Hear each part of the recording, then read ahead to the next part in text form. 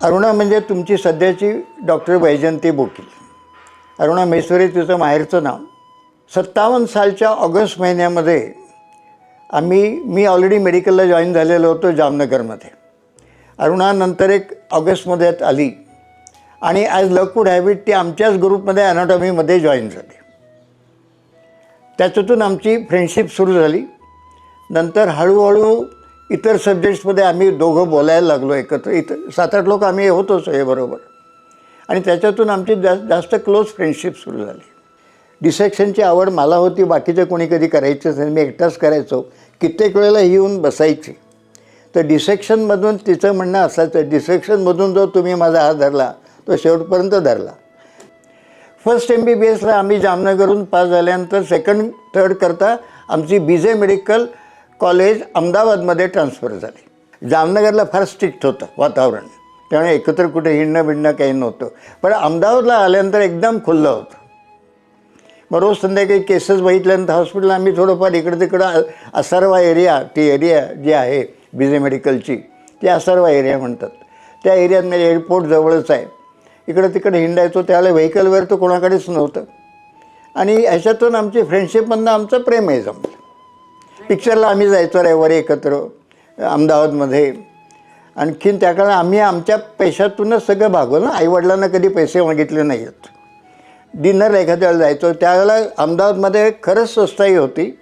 3 रुपयामध्ये 5 course dinner मिळायची. तुम्हाला सगळ्यांना माहिती आहे ती माझ्यापेक्षा वयाने मोठी होती. पण तरी देखील आम्ही ठरवलं की आम्ही लग्न करायचं. माझ्या वडिलांनी म्हणजे माझे वडील म्हणजे काकासाहेब बोकील अतिशय स्ट्रिक्ट. त्यांनी होकार दिला आणि ती आमच्या घरी म्हणजे बोकीलांच्या घरी अगोदरपासून यायला लागलेली होती. 2-2 वर्ष. आईला तर मान्य होतंच आणि त्यांच्याकडच्या लोकांना सगळं माहीतच होतं की आमचं आहे. 9 जून 1962 रोजी आमचं लग्न झालं. सुवर्ण मंगल कार्यालय जिमखान्यावरच. आपण ह्याच टेरेसवर मल्लिकाच्या 22 साली 60वा वर्ष साजरा केला होता. प्रेम द्यावे प्रेम घ्यावे ही काव्यातली ओळ नसून ही डॉक्टर वैजयंती बोकील आणि आमचं कुटुंब यामध्ये अतिशय ती सार्थ ठरलेली आहे. त्यांनी आम्हाला वेळोवेळी प्रेम दिलेलं आहे आणि प्रेम घेतलेलं पण आहे. डॉक्टर आंटींची मी सख्खी शेजारीण. सख्खी शेजारीण हा शब्द मला डॉक्टर आंटींमुळेच समजला. इतकं सख्यासारखं त्यांनी आम्हाला जपलं आहे की म्हणजे दोन घरं असली तरी आम्ही कायम एक असल्यासारखंच राहिलं आहे. कधी अगदी आरती दारुगड मी आले काय करतेस इतक्या प्रेमाने हाक मारून अगदी बोलवायच्या. खूप सारं शिकवलं.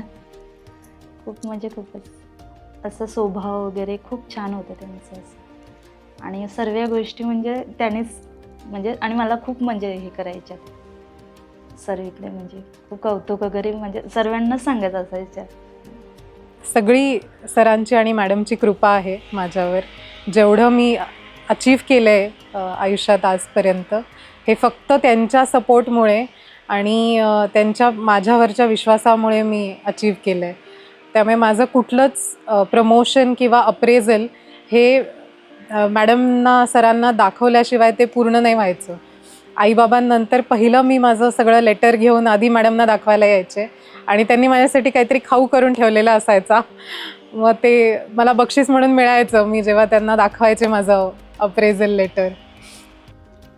आजी आणि नातीचं नातं हे खूप स्पेशल असतं.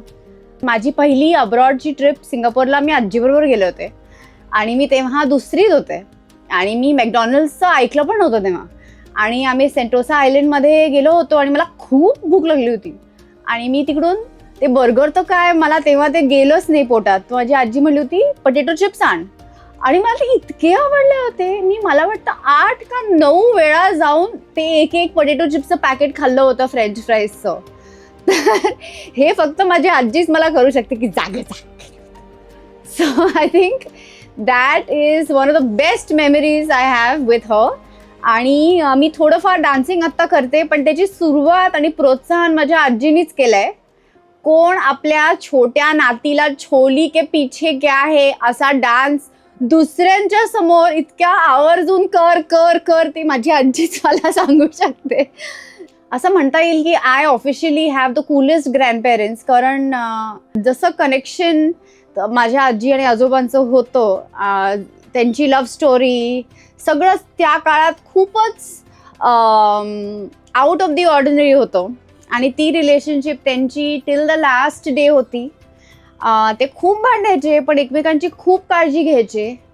So that is something that is amazing. And I hope that all our relationships have some element of their friendship. I think they were friends and that is why today he misses her and that is a lovely thing to see. मी लहान असतानाच लवकर लग्न झालं माझं. Okay, तर तिच्याकडे मी डिलेवरीला येणार आधी सांगूनच ठेवलं होतं. डिलेवरीला आले, मॅटर्निटी होममध्ये पाय ठेवला, पुढे आले. पुढे मला येताना भयंकर भीती वाटली, कारण पहिलाच होता. तेवढ्यात अरुणाने मला बघितलं. ती चटाचट नेहमीची चाल तुला माहिती आहे, ती आली चटाचट माझ्याकडे आली. अगं निमा तुला काय झालं? म्हटलं मला भीती वाटते. मी आहे ना निमा, घाबरू नकोस. तिने मला जो असा स्पर्श केला ना, तो अजून माझ्याजवळ आहे. म्हणजे मला बहीण नसल्यामुळे तिचा स्पर्श मला आणखीन जवळचा वाटायला लागला. आणि तो स्पर्श परत सांगते अजूनही माझ्याजवळ आहे. माझ्याबद्दल तिला सारखी काळजी वाटायची. मी खेड्यात राहायची ना, तर तिला ती म्हणायची नाही तू इकडे ये, तू इकडे. मग नंतर ती आजारी पडली, तर म्हणजे आता वाटलं हिचं कसं काय. पण बरी झाल्यावर 15 दिवसांनी माझ्या त्या खेड्यात आली. बघितलं मी कशी राहते, कसं करते ते तिने बघितलं, तेव्हा तिचं समाधान झालं. म्हणजे काय माझ्यावर तिचं प्रेम होतं ना, ते विलक्षण होतं. एक लक्षात घेण्यासारखी गोष्ट आहे, कमलेश आमचा 63 साली जन्मलेला आहे.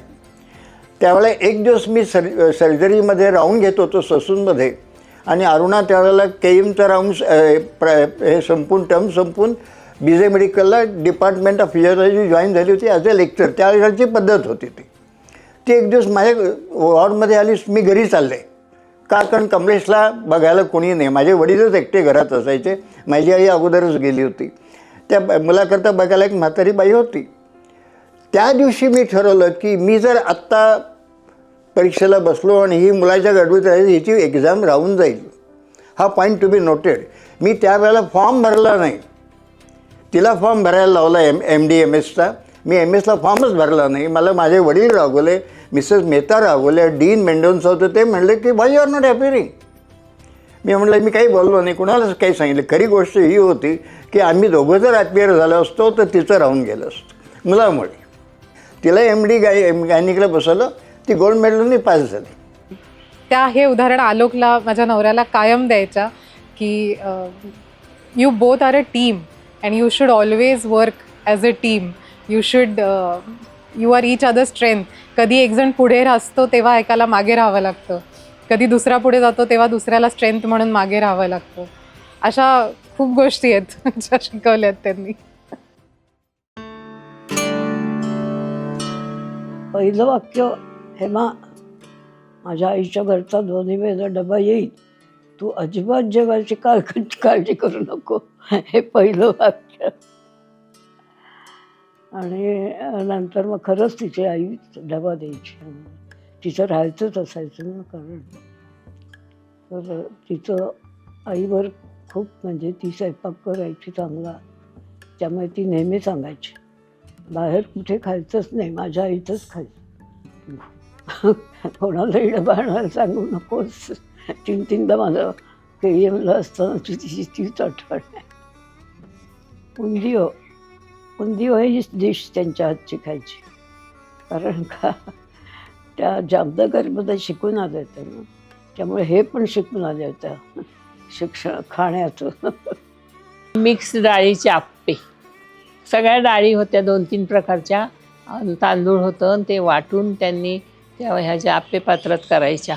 तर ते इतके खमंग आणि छान व्हायचे की किती खाल्ले तरी आम्ही खातच राहायचो. आणि उंदियो पण त्या गुजरातमध्ये शिकल्या ना, त्यामुळे उंदियो त्यांचा फार फेमस होता. सगळ्या ग्रुपला त्यांनी पार्टी दिली होती उंदियोची.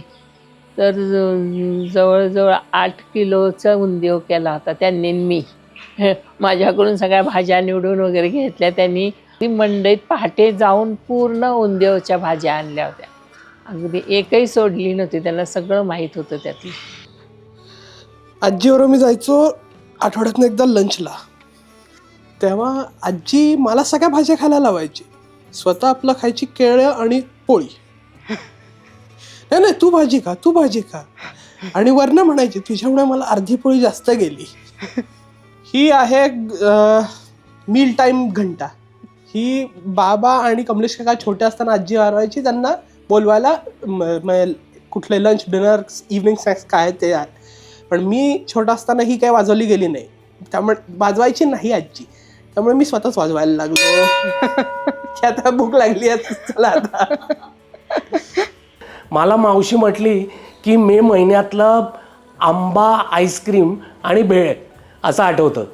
आंबा आईस्क्रीम म्हणजे कंपल्सरी आपण ते पॉट आणायचा, ते बर्फ आणायचा आणि धनेश आणि मी ते आंबा आईस्क्रीम बनवतोय. आणि भेळ म्हणजे पोट फुटेपर्यंत खायचं. आणि तिचा आईस्क्रीम एकदम म्हणजे तिची अहमदाबादला जाऊन आली की काहीतरी ती पावडर घेऊन यायची आणि आईस्क्रीममध्ये तिची सुपर स्पेशालिटी होती. म्हणजे नो वन कुड टच हर आईस्क्रीम्स. कॉलेज जसं जसं माझं सुरू झालं तसं तसं माझे मित्र यायला लागले. मग मित्र आले की एक आला दुसरा आला. कधीही माझा मित्र घरी आला आहे आणि तो न जेवता गेला आहे असं एकदाही झालं नाही. म्हणजे कंपल्सरी तो जर का आला तर त्यांनी जेवायचं खायचं जे काय त्यावेळेला असेल तसं. ॲक्च्युली म्हणजे मला मुंबईला घरी जाऊ नये आणि इकडेच राहावं असंच वाटायचं.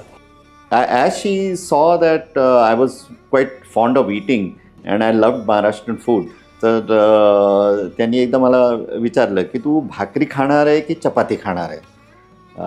I was not very sure की what exactly is भाकरी and how it tasted, but she said नाही तू भाकरी ट्राय कर.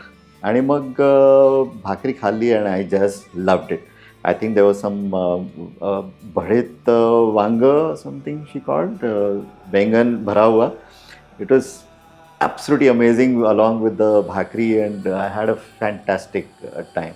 थेपले मेथीचे ते आणि आजीनी मसाला भात शिकवलं मला त्यांच्या टाईपमध्ये.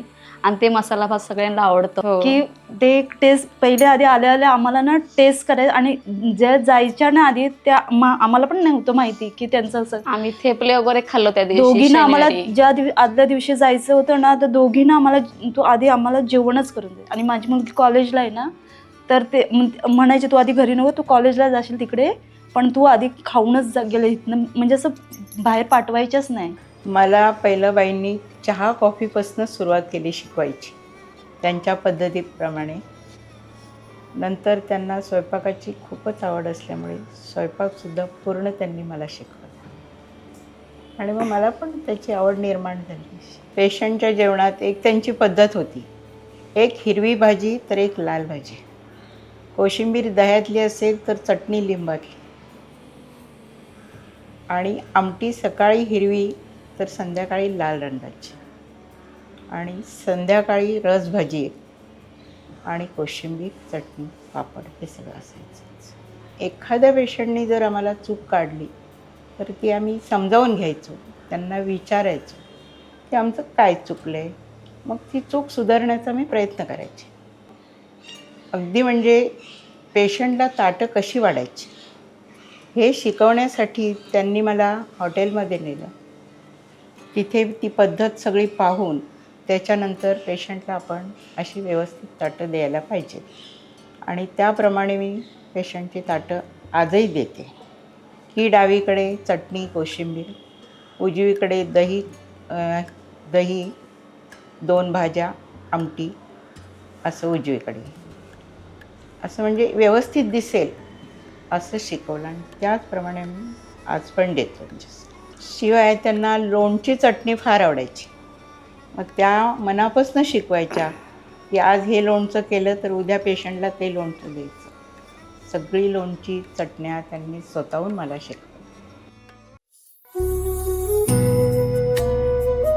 आम्ही 8 जून 75 साली इथं हॉस्पिटल सुरू केलं. त्याचं नाव होतं द्विदल नर्सिंग होम. प्रॅक्टिस हळूहळू सेट बसत गेली. मी काही दिवसानंतर तिला जॉईन झालो कॉलेज सोडून, आणि आम्ही दोघांनी कंटिन्यूस प्रॅक्टिस केली.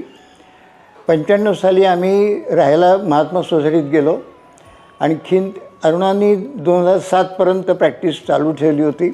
मग हळूहळू ते रिटायर झाले. हे दोघंही आता कमलेशने, सबरीना आणि मत्रेत त्यांना जॉईन झाली आता. 6 जून 1980 रोजी माझ्या आईला समजलं की माझे PCBचे मार्क्स चांगले आहेत आणि मला मेडिकल कॉलेजमध्ये ॲडमिशन मिळणार आहे.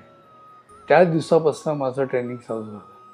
तिने डायरेक्टली मला ऑपरेशन थिएटरमध्ये घेतलं नाही, पण पेशंटची रूम कशी तयार करायची, पेशंटचा बेड कसा करायचा, पेशंटला प्रिपेअर कसं करायचं, पेशंटशी वागायचं कसं, पेशंटशी बोलायचं कसं, हे बेसिक गोष्टी तिने मला शिकवायला सुरुवात केली. मग त्यांनी मला थिएटरमध्ये फर्स्ट टाईम घेतलं. म्हणजे हे साधारण सप्टेंबर बिगिनिंग वगैरे असेल. त्यांनी मला शिकवलं की ऑपरेशनला आम्ही इन्स्ट्रुमेंट्स जे त्याला ट्रॉली लावणं म्हणतात, की इन्स्ट्रुमेंट्स कशी अंथरतो, ती कशी लावायची, कशी स्टॅक करायची, कसे स्पंजेस मोजायचे, कसे गॉज मोजायचे, आणि त्या गॉजवर कसा रेडिओ ओपेक मार्कर असतो, हे प्रत्येक गोष्ट मला त्यांनी डिटेल्समध्ये शिकवली.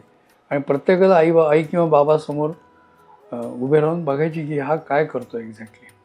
आणि त्यानंतर मग त्यांनी मला दाखवलं की इन्स्ट्रुमेंट्स कशी रचायची, तशी मी रचायला लागलो. आणि बिलीव्ह मी, काल रात्री आम्ही सर्जरी केली इमर्जन्सी, तेव्हासुद्धा तीच पद्धत वापरली. म्हणजे आता झाली ऑलमोस्ट 35 वर्ष झाली, किती 45 इयर्स झाली, तरीसुद्धा ती त्याच्यात काही बदल नाही. इतकं अप्रतिम शिकवलं.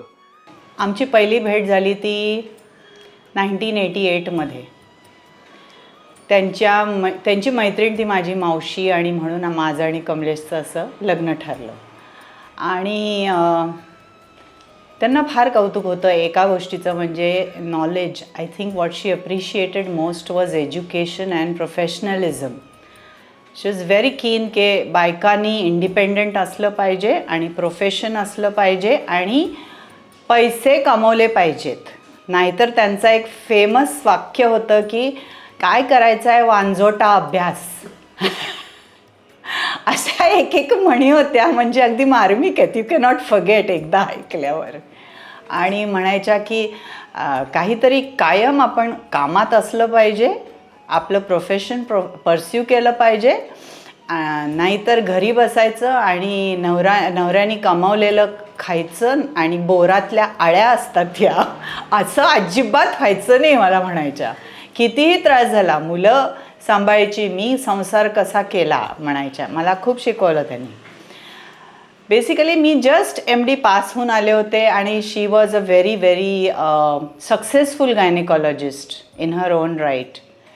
आणि प्रायव्हेट प्रॅक्टिस म्हणजे काय हे मी अगदी, म्हणजे काय म्हणायचं, त्याची बाराखडी शिकवली त्यांनी मला पहिल्या दिवसापासनं. आणि that is to be appreciated, की काहीही हातचं न ठेवता, which was very great. You know, whatever were her experiences, त्यांना जे जे अनुभव आले होते त्यातनं त्या जे शिकल्या होत्या, पेशंटशी कसं बोलावं, त्यातनं आपल्याला काय अनुभव येतील, त्यातनं आपण निघायचं कसं डिफिकल्ट सिच्युएशन्समधनं, ह्या खूप टिप्स मी त्यांच्याकडनं शिकले. त्यांची ऑपरेशन्स वगैरे अगदी बघण्याजोगी असायची. करताना स्टेप बाय स्टेप पुस्तक तिच्यापासून इतकी सुंदर करायची. आणि शिकवलंही आम्हाला खूप चांगलं. स्वतः फॉरसेप्स लावायचं असलं की स्वतः यायच्या आधी आम्हाला बरवायच्या आणि मग करणार, दाखवणार. ऑपरेशन्स तर खूप छान करायचे. जेव्हा नर्स म्हणून आईला असिस्ट करायला लागलो, तेव्हा I must B mid first MBBS. आणि त्यावेळेला मी आईला ऑपरेट करताना बघितलं. ती आर्टिस्ट तर होतीच, हे सगळ्या लोकांनी सांगितलेलं आहे, पण तिचा जो हँड होता तो इतका सुपर्ब होता. ती स्टिच घेण्याची पद्धत, नॉट मारण्याची पद्धत, किंवा ती गर्भाशय काढायचं जे ऑपरेशन असतं, हिस्टेक्टमी म्हणतात त्याला, ती क्लॅम्पलेस करायची, एकही क्लॅम्प वापरायची नाही. हे मला नवीन होतं. अर्थात तेव्हा मला एवढं कळलं नाही, पण आता मला ते जाणवतं की ही पद्धत कोणीच करत नाही, तीच करायची. आणि ती खास मला वाटतं मुंबईला डॉक्टर पुरंदरे यांच्याकडनं शिकून आली. टिश्यू हँडलिंग म्हणजे काय, टिश्यू रिस्पेक्ट म्हणजे काय, आणि किती जंटली आणि ती स्टेप पुन्हा रिपीट नाही करायची. या गोष्टी काही काही बेसिक सर्जनला ज्या गोष्टी लागणाऱ्या असतात त्या मला तिने शिकवल्या. आणि टाके कसे घ्यायचे, निडल्स कशी वापरायची, फॉर्सेप्स कसे उचलायचे, निडल कशी उचलायची, हे सगळं बाबांनी शिकवलं.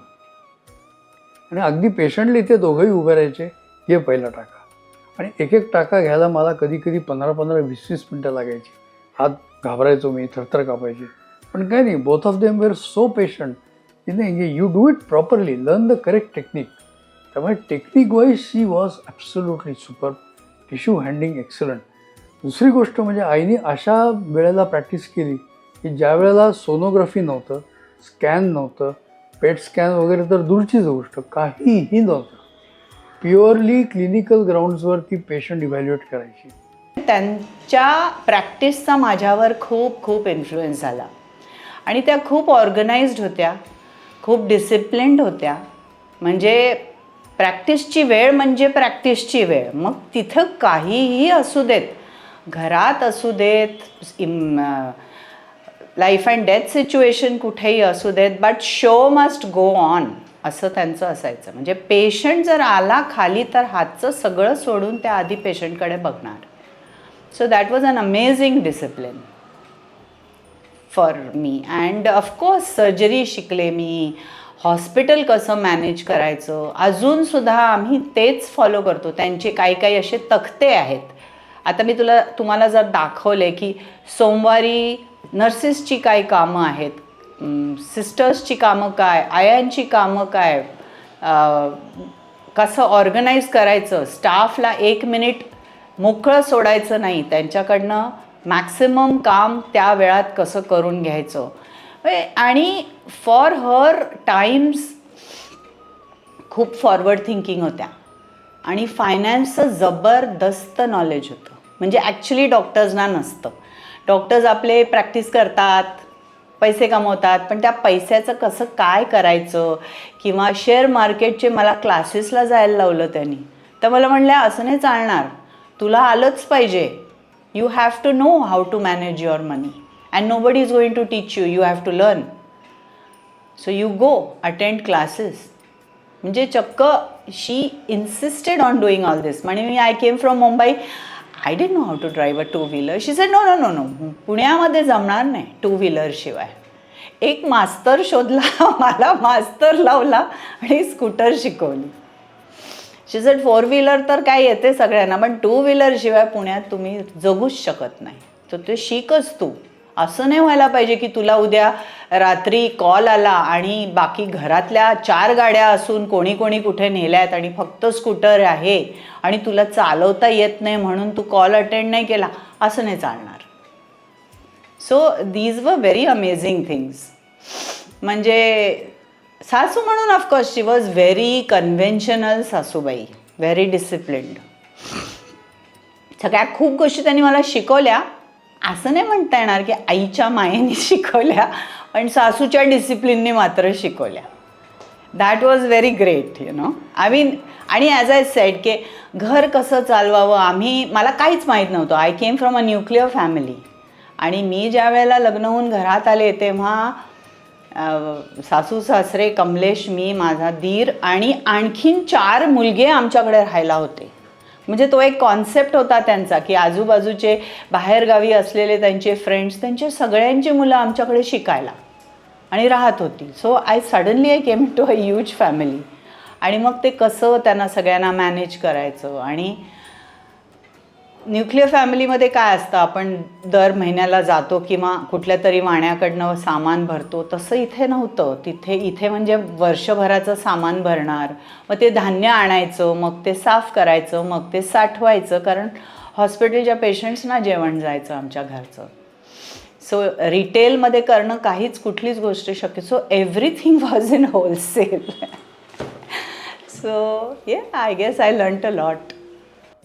इथिक्स, पेशन्स, परसिव्हिअरन्स, आणखीन प्रिन्सिपल्स, हे सगळे मला त्याच्याकडून शिकायला मिळाले. पण she mother as a surgeon, मला वाटतं ही I must be perhaps the first doctor in Pune to learn directly from her the correct techniques of surgery. Even both of them, not just mother, even my father. Excellent surgeon. 75 साली जो आम्ही द्विदलचं रोप लावलं होतं, आता 20-25 आहे आता, आणि ते रोप खूप मोठं झालेलं आहे आता, आणि त्याचा विस्तारही खूप मोठा झालेला आहे.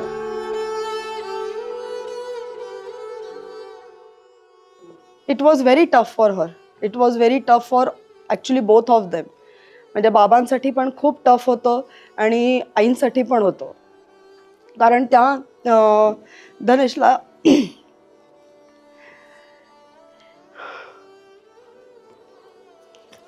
धनेश जेव्हा आजारी पडला तेव्हा तो बरेच दिवस आजारी होता. साधारणतः 2-1 महिने तो खूप आजारी होता. आधी द्विदललाच होता आणि मग त्याला रुबीला शिफ्ट केलं होतं. हाही खूप छोटा होता. तर आईंना म्हणजे आई मला सारखं म्हणायच्या की तू ह्याच्याकडे बघ आणि मी धनेशकडे बघते. तेव्हा अर्जुनसुद्धा मला म्हणायचा की आता धनेश बाबाकडे आजी आहे ना, तर तू माझ्याकडे ये. पण कारण त्याला तो अगदीच 2-3 वर्षाचाच होता, त्यामुळे त्याला असं काही हे नाही आलं. आणि ॲक्च्युली त्या पिरियडमध्येच अर्जुनला थोडा अस्थमाचा त्रास त्याच पिरियडमध्ये सुरू झाला. त्यामुळे it was very difficult for all of us to take care of Dhanesh आणि अर्जुन दोघंही जण. म्हणजे एकदा अर्जुन भिडे मॅडमकडे म्हणजे त्यांच्या हॉस्पिटलमध्ये होता आणि हा रुबीमध्ये होता. सो पण त्या सिच्युएशन आई आणि बाबासुद्धा दोघांनी ते खूप म्हणजे ते मला तेव्हा त्यांनी सांगितलं की नाही तू आता अर्जुनबरोबर थांब, आम्ही धनेशबरोबर थांबतो. तर म्हणजे असं दे वर नॉट एक्सपेक्टिंग दॅट की मी तिथेच थांबलं पाहिजे, मी असंच केलं पाहिजे. म्हणजे कुठल्याच गोष्टीला त्यांनी कधीच असं मला हे केलंच पाहिजे आणि असं कधीच नाही फोर्स केलं. नंतर धनेश गेल्यानंतर आईबाबांना बाहेर यायला तसा वेळ लागला, पण दोघांचंही खूप पॉझिटिव्ह ॲटिट्यूड असल्यामुळे ते बाबा तर कायम ते अजूनही काम करतात. तसं आई पण खूप म्हणजे आत्ता गेली मला वाटतं 5-7 वर्ष त्या काम नाही करत आहेत, कारण बिकॉज ऑफ हर हेल्थ. पण त्या पण त्यांचं थोडं पुन्हा शी वॉज सोशली व्हेरी ॲक्टिव्ह. त्यांचे फ्रेंड्स, त्यांचे ग्रुप्स या गोष्टींमध्ये त्यांनी स्वतःला एनग्रॉस केलं. बेसिकली मी जेव्हा त्यांना भेटायला यायची तेव्हा त्यांनी मला कधीही असं जाणवून दिलं नाही की मी रिमॅरेज केलं आहे, मी मूव्ह ऑन झाली आहे, तर I have done something wrong. दे वर व्हेरी सपोर्टिव्ह. आणि ते पण खूप पॉझिटिव्हली त्यांनी माझ्या नवीन फॅमिलीला पण खूप छान ॲक्सेप्ट केलं. आणि त्याचबरोबर ते अर्जुनचे पण लाड जसे आधी करायचे तसेच ते करत राहिले. आणि ह्या पॉझिटिव्ह ह्यानी मला कधी मी घेतलेल्या डिसिजनला गिल्टी नाही वाटलं. त्या धाडसी होत्या. सगळं इतकं पटापट सगळ्यांकडनं करून घ्यायच्या तोंडानेच. आणि मग बरंच वाटायचं त्यांना. काही वेळेला मला तर नंतर कळायचं की आज ही असं करून आली आहे आपल्याकडे. माझ्या आईची ऑलमोस्ट म्हणजे मी रिसेंट काळापर्यंत 12 ऑपरेशन झालेली. पोटाची 12 ऑपरेशन, स्पाईनची 2 झालेली आणि शेवटची 2 ऑपरेशन्स मी केली. तिचा माझ्यावर 100% विश्वास होता की तू करायचीस, नाहीतर मी करायला तयार नाही. आणि ती कोविडमध्ये केली. एक ऑपरेशन तर पुन्हा हॉस्पिटलला मी केलं. रात्री 9:30ला चालू केलं आणि सकाळी 7:30ला संपवलं. त्याच्यामध्ये सगळं बाकी जे काही आतमध्ये राडे होते तिच्या पोट्यामध्ये ते सगळे आम्ही रिपेअर केले. 51 सेंटीमीटर इंटेस्टाईन कट करून आम्ही जोडलं आणि रात्रभर ऑपरेट केलं. She is all right. आणि literally she had a great time. म्हणजे काही प्रश्नच नाही. As a mother she was a wholesome mother. Very loving, very caring, आणखी व्हेरी स्ट्रिक्ट. असंच पाहिजे खरं म्हणजे. Don't spare the rod to spoil the child. She never spared the rod. Hello, मी चित्रा, अरुणाची मैत्रीण नाही, बहीण. आमची मैत्री मी 10 वर्षाची असताना झाली आणि अरुणा माझ्यापेक्षा 2 वर्षांनी मोठी. आम्ही मैत्री कशी झाली माहिती? सायकलमुळे. आणि सायकलचा हँडल पकडता आज मी काठी घेऊन आले. इतके वर्षाची आमची मैत्री. तुम्हाला सांगू, आमची जी मैत्रीचा किस्सा आहे ना, त्याच्यामध्ये मला सायकल नीट चालवता येत नव्हती आणि आम्ही म्हणजे ती कित्येक दिवस माझ्याबरोबर हातात सायकल घेऊन यायची. एक दिवस म्हणाली, चित्रा आता बस सायकलवर. आणि आम्ही सायकलवर बसलो आणि मला माहितीच नाही माझे ब्रेक लागत नाही आहेत ते. आणि सोन्या मारुती चौकात मी पोलिसाच्या डांगेत सायकल टाकली, त्याचा उभा आडवा हात.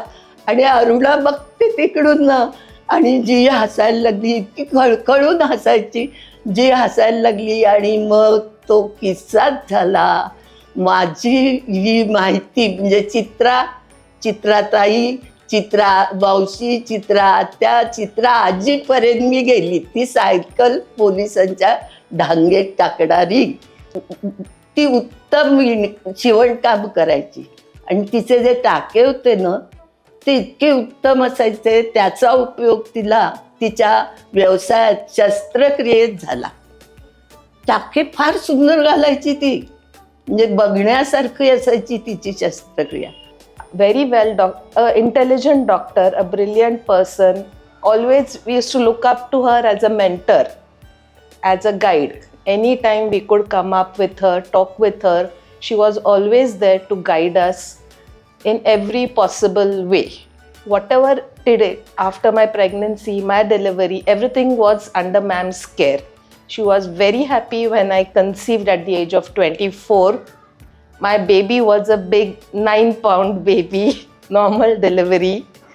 की पहिल्यापासून ते एक त्यांच्यात वागण्यातलं जे एक मोकळेपणा होता किंवा समोरच्याला आपलंसं करून घेणं, किंवा जरी आपण डॉक्टर असलो तरी त्याचा कुठे बडेजाव न ठेवता समोरच्याला त्या पद्धतीने हे करणं, त्याच्यामुळे विशेष करून हे झालं. आणि बोलायला वगैरे इतक्या म्हणजे अगदी घरच्यासारखं होतं की काही असं वाटायचंच नाही की आपण एखाद्या डॉक्टर पुढे आहोत किंवा काय. पण म्हणजे अर्थात हा त्यांच्या वागण्यातला मोठेपणा आहे की ते एवढ्या मोठ्या डॉक्टर असूनसुद्धा वागणं त्यांचं अगदी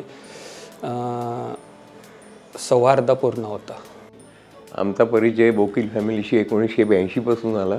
परंतु माझ्या मातोश्री उतार वयात त्यांना कॅन्सर झाला होता आणि मॅलिग्नंट कॅन्सरला सारखं रोज ड्रेसिंग करणं किंवा ट्रीटमेंट लागायची. तर आम्ही कुठल्याही वेळेला सकाळपासून संध्याकाळपर्यंत इथे यायचो. परंतु कधीही असं बंधन त्यांनी घातलं नाही किंवा प्रसन्न व्यक्तिमत्व, हसतमुख, बोलण्यात नम्रता. वैजयंती बोकील किंवा डॉक्टर बोकील दोघंही म्हणजे हा विष्णू लक्ष्मीचा जोडा असल्यासारखे दोघंही डॉक्टर आहेत, पण दोघांनी हे डिसिप्लिन फॉलो केली. आणि ट्रीटमेंट द्यायची कधीही पैशाकरता मीच विचारायचो की अहो मला झोप येत नाही, पैसे द्यायचेच बरं. ते म्हणत नाही किंवा शांतपणे द्या, काही घाई नाही आहे तुम्हाला पैशाची. या दोघांच्या नात्याविषयी म्हणजे मेड फॉर इच अदर असंच म्हणायला पाहिजे. ॲक्च्युली माझ्याकडे शब्द नाही आहेत आत्ता, पण खूप छान दोघांचं बॉन्डिंग तर प्रश्नच नाही. म्हणजे जी गोष्ट मला नकळत मॅडम सांगायच्या तीच गोष्ट सरांच्या ओठी असायची.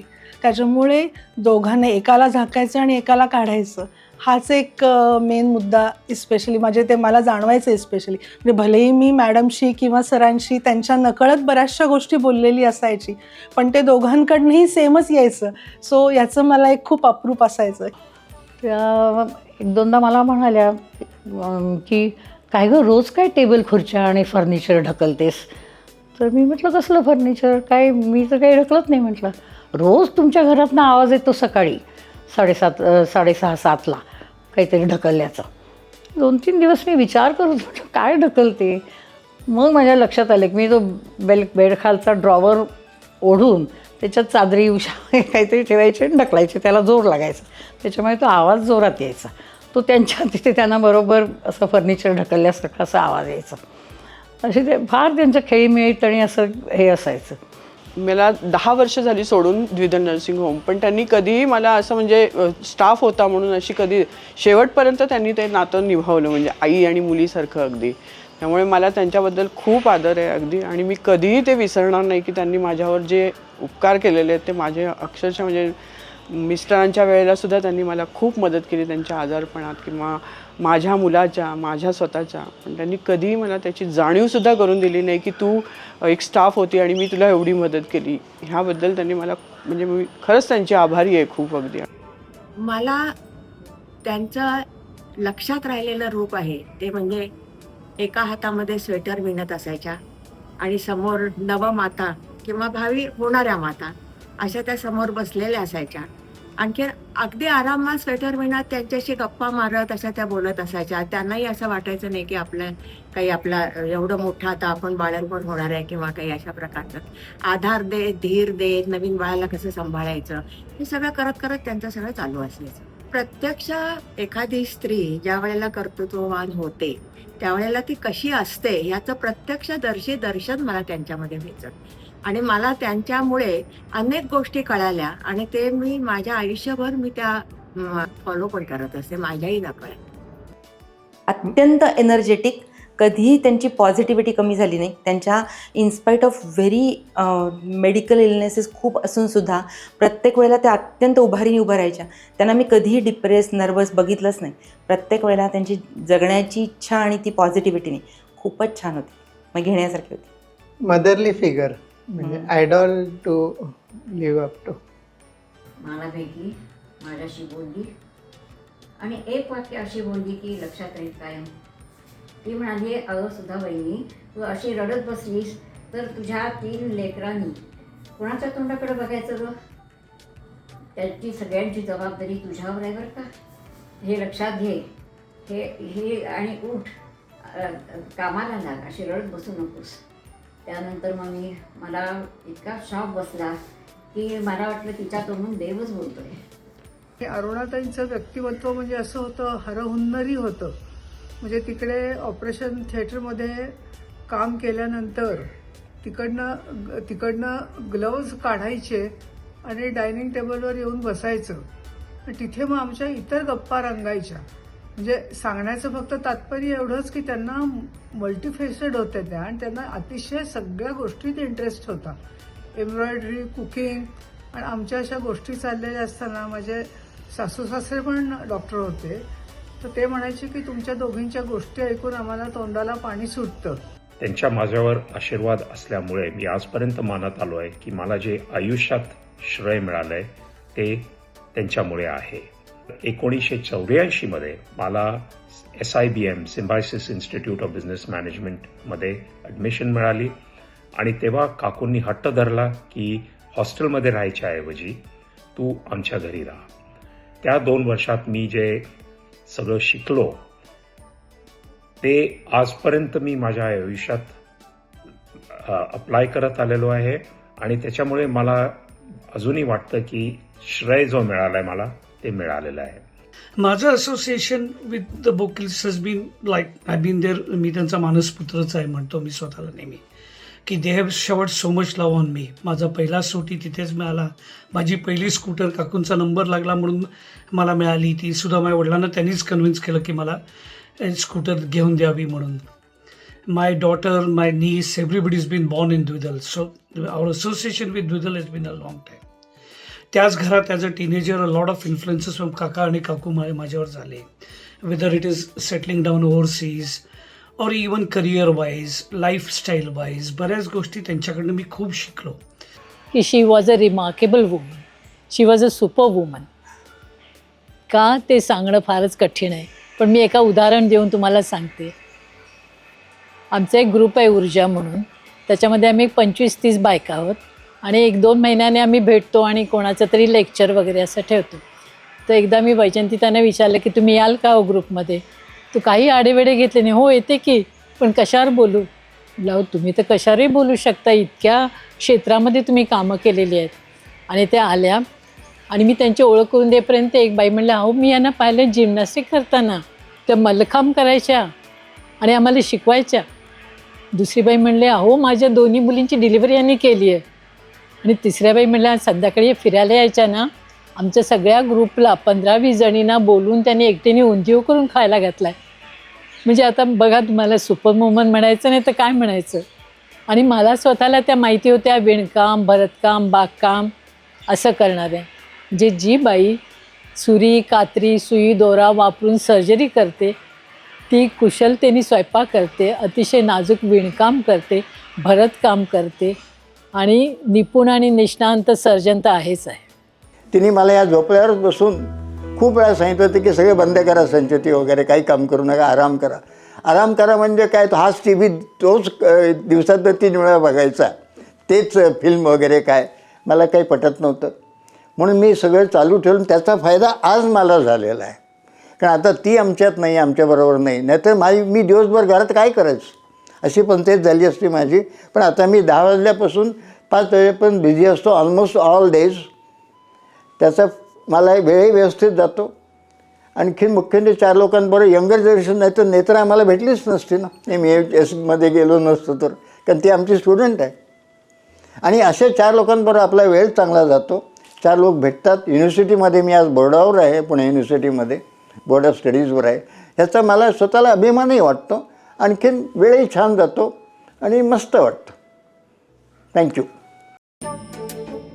तू गेलीस म्हणतात, पण घरात चालताना पावलांचा आवाज अजूनही दोघांचा येतो. आरशात दिसतो मी एकटा, पण प्रश्न विचारणारी नजर आजही तुझीच असते.